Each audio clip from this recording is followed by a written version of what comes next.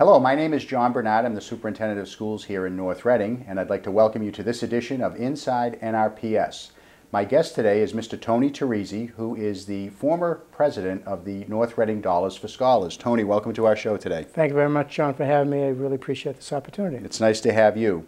So, Tony, I think it might be helpful for our audience to hear a little bit from you with your vast experience on Dollars for Scholars.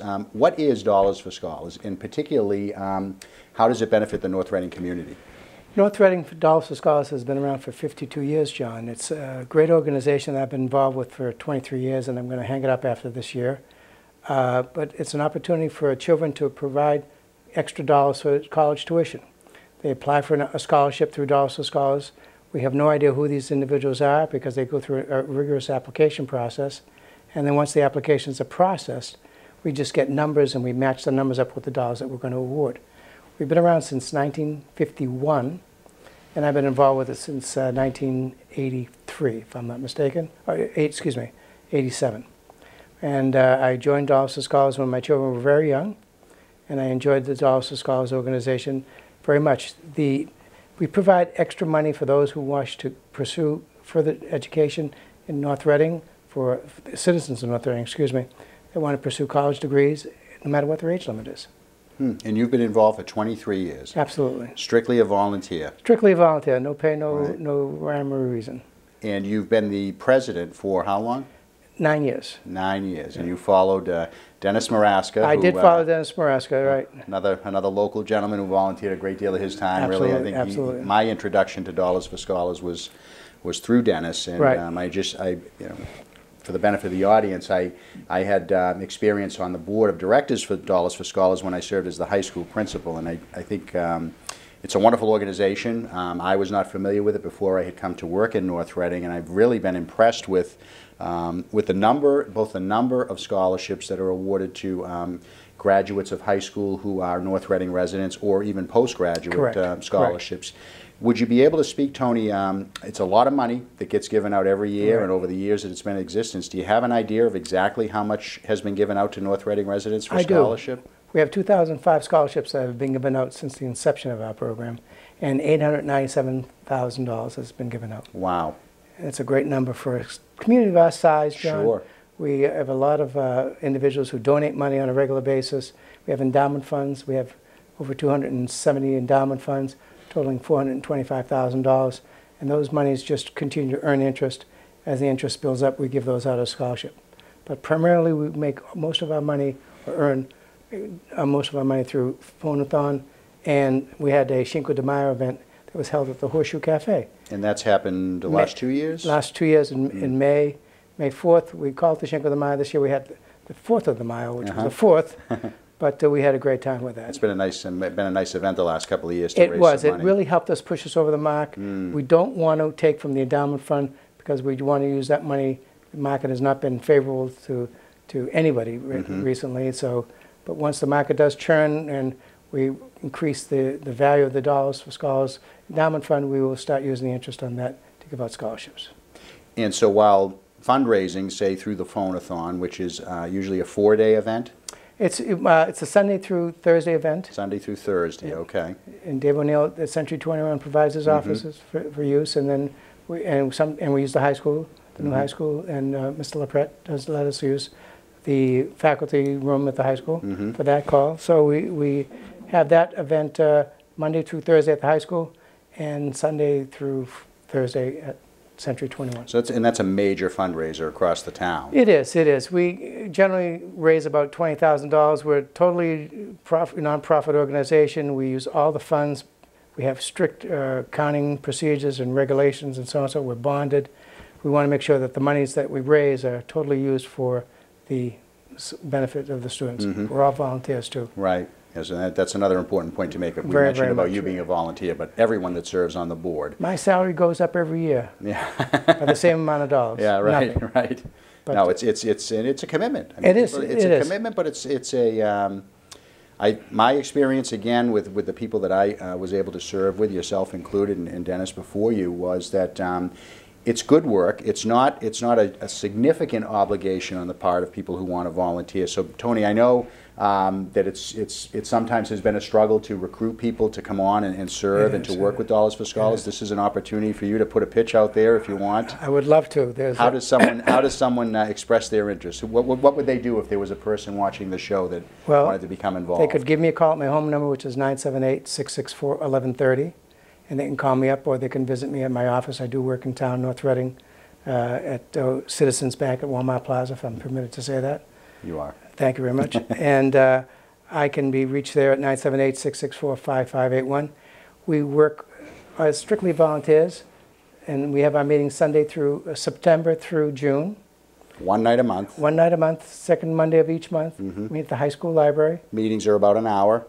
Tops. The most important meetings that we have are in May, when we decide how much money we're going to give out. It's based on the phone-a-thon results, and that's all she wrote. So it's really it's a valuable contribution to people's time, but it's not a significant amount of time that people need to if they want to be involved. Absolutely, and we have people that specialize in certain things. Some people specialize in accounting or bookkeeping, so on and so forth. Some people specialize in fundraising. Some people just specialize in themselves. You just want to be part of the Dollars for Scholars. And we have student representatives, high school student reps? A student rep in every grade level, freshman, sophomore, junior, senior. Nice. And we try to make sure that we have, I missed sophomore, but we want to make sure that we have a representation on the student board as well. And Mr. LaPrette is on the board as well. The high school principal. Yes, sir. Right, serves on the board. Right. And I might say that when you were on the board, you were terrific. You were. It was fun. It was a good partnership. It really was. I enjoyed it. We did laugh quite a bit. We did. We had our chuckles. We had fun, and I think we got good work done. And in the end, when we bring things together at the end of the year, and I see you have the booklet, Tony. Maybe you want to talk a little bit about that. But when we have the awards presentation in June, that really is where it just makes everybody feel good. It's a feel-good night. You're handing people checks, students that are either recent graduates of the high school, and I think it might be good. We could probably talk a little bit about how also it does not end there for a high school graduate. Absolutely. Do you want to talk a little bit about postgraduate awards? Sure. So postgraduate awards, anyone who is continuing their education at college, at the graduate level, they can apply, or even through college they can apply. So we've had recipients that have been 5 years, high school seniors, 4 years of college, and 1 year, and 1 year post-grad school. So they can apply for college. Again, we on the board do not see any names. Everything is submitted through an application process. It's all online now. We have a great team of individuals that work on the after the fact information that we get. So we do not see. I've made friends in town and made some enemies, unfortunately, in town. Not being able to give scholarships to their child, but it is what it is. But it's all anonymous. It's all anonymous. It's all the honor system. It's all you fill out the application. I can't tell you what to do, what to say on the application. But it's a very, very clean process, very good process, a very noteworthy process. It is. It is. And we're very pleased with the results. Let's talk, Tony, if you wouldn't mind, about your program book. I think folks would be interested to know. So at the end of the near the end of the school year, early June, the Dollars for Scholars Board hosts an event. It's typically held at the Hillview Country Club. Correct. Where there's some light refreshments. Parents come. The students are invited. They all receive their check that night. Right. And it's publicly announced where the student is going to school, either for the first time or if they're a post-grad award. So in this booklet, you have a lot of other good information, I know, at the back. Why don't you maybe, if you could, talk about that a little bit? The booklet itself, first of all, lists the individual students who are receiving scholarships for high school students, and has the post-grad awards. And that number typically on an annual basis is what? How many undergrad and grad would you say? We had 36 applicants last year, awards I should say last year, and 10 of them were high school grads. 27 were high school grads, and 11 of them were post-grads. Okay. And what we did is we were able to give somewhere in the area of 30 to 40 on an annual basis total. And last year we gave out a good amount of money. We gave out about $20,000, $20,450. That may not seem a lot, John, but on an individual basis, it works out to be some students get $1,000. It's all based on merit and and of course their involvement with Dollars for Scholars. So there's basically a scaled rating that a student's application is evaluated under. Right. It's an anonymous electronic application. Absolutely. And it's somewhat merit-based based on the types of questions that are asked and the student's response to them. So the more points you earn on your application, the greater the chances that your scholarship is a higher amount. Right, and then we get the numbers in basically at the end of the year from Minnesota, and there are numbers that who I have to give a plug to, Allison Conley, who is our vice president. She does a great job with these. She looks at the numbers. She says, Tony, these are the numbers, and this is how we should plug in the awards. And we bring it to the board. We say, we have raised this much money. How much money can we give out in scholarships? Without even seeing names, we make a decision. For example, when my daughters, Jennifer and Marissa, were on the board or involved with Dollars for Scholars and applying for scholarship, I abstained from voting. But the process is done that way there. We vote on an award amount, and then at the end, we see the names. Right. And it's very, very confidential, very, very safe, and very secure. I'm very much in favor on how we do this. Yeah, no, it's certainly a very transparent process. It is. Right. You mentioned Minnesota a minute ago. Dollars for Scholars is a national organization, correct? Right. Can you speak a little bit about that? I can. Their base office is in St. Paul, Minnesota. They do provide us with the website access now that we're working on feverishly to make sure that we're up to snuff with their standards. They provide us with backup information all the time, supplies and demands supplies of material that we're able to get from them. And they also do our reporting on an annual basis. So we report to Minnesota at the end of the year about how much money we've raised and how much money we're giving out. And again, it's totally, totally above board. It's what we do. All the monies that we raise going out in scholarships, provided, of course, we pay for the material that we have the mailings and all that.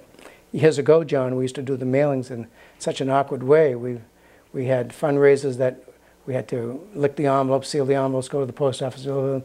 Now we do have a mail house, which works out to be cheaper, more economical, and more efficient. And efficiency is what we're all looking for. Absolutely. Right, because again, everybody's volunteering. Right.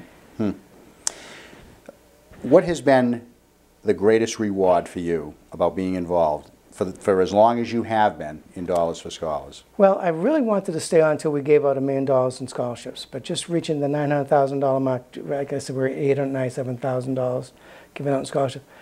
I had to say that to me is great to see individual students and kids that I know. I've lived in this town for 28 years. My oldest daughter is 27, my youngest is 25. And their friends and people they went to school with, children that you had in school, John.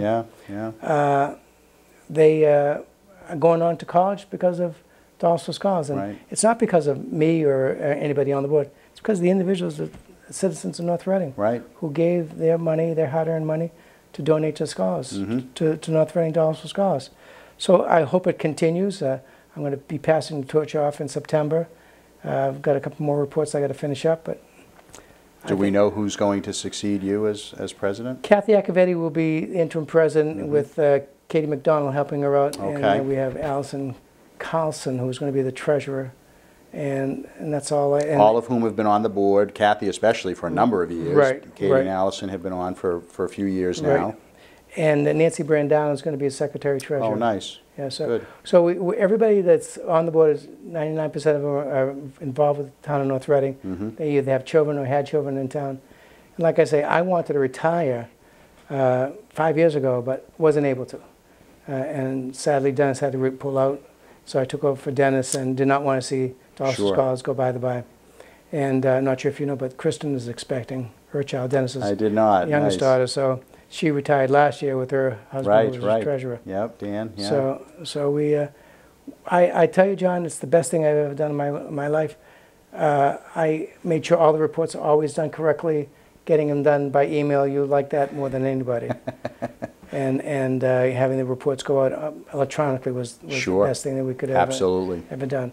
And your experience, I mean, your professional life, you work in finance, you work in banking. I mean, that's an expertise that's has been very valuable to Dollars for Scholars. Same when Dennis was around. You talked a little bit ago about the makeup of the board and the different experiences that people bring.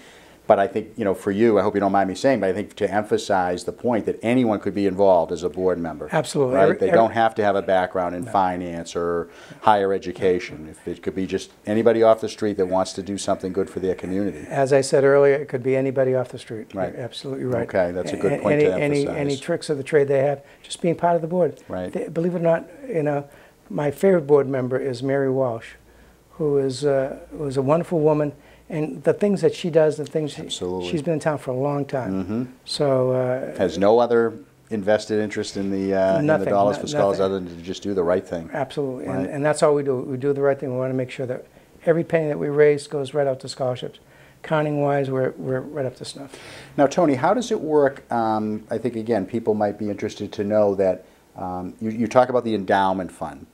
And sometimes we will see in the local paper, if a family loses one of its members, they may establish an endowment fund, and the Correct. contributions may be, say, in lieu of flowers for a memorial service, a wake, or funeral for somebody that they would like donations to Dollars for Scholars, and they establish this endowment fund.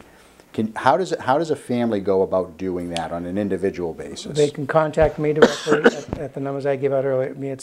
I'll be at Citizens Bank, or my home number again. I'll give that just before we close today. And all they need to do is establish an endowment fund of $1,000 or greater, and they'll get a plaque and a picture of me with the individual, or Kathy Accavetti going forward, and the individual in the transcript. Now, you don't have to pass on to have an endowment fund either. You can have a perpetual fund. We have an individual who generously donated $5,000 last year, and he and his wife have an endowment fund in their name. So, and it's great to have endowment funds. Those balances are used, they're collected. That's why we don't have scholarships for an individual. Let's say that we don't have a Jon Bernard fund or a Tony Terrizzi fund. Right. We have funds that are North Reading Dollars for Scholars. All the money goes into the pot. We invest the money. We have a gentleman who just moved to North Reading last year who is managing our funds now. And he's doing it through a great company that the couple of board members and I interviewed and made sure we made the right selection on that. The money has been churning around, making money on us and for us, and we're looking to expand on that going forward. $425,000 is a lot of money, but take a town like Wakefield, has a bigger community base. They have over $5 million in their endowment fund. But we're chipping away at it. We certainly are, Mr. Bernard. And the endowment funds get noted every year in the program booklet for the end of the year ceremony. Right. So perpetually things get recognized if families do establish an endowment fund. Absolutely, absolutely. Endowment funds are over $100 are listed in the transcript, in the local paper here. We have a website that you can find at northreadingdollarsforscholars.org.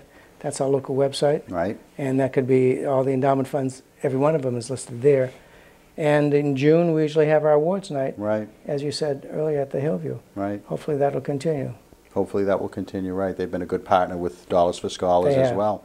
And the community has been very generous. I know that you value that a great deal. It's been, there's nothing better than, kind of giving back. And I can remember getting some of the nicest notes from people that had been contacted by the students working the phone-a-thon who, however small the contribution might have been, they would write the sincerest note about, that this was all they could give, but they were so proud to give that, and we were certainly so grateful to accept it. It was just I think it's a great testament, I think, to the giving back that this community really has as one of its hallmarks. When you think of, John, that the students themselves are the ones that are making the phone calls and asking for the monies, and it's usually every March, and we have the town selectmen do a proclamation that week. We're very lucky to go up to the town hall and meet with the selectmen, and they do a special proclamation for us.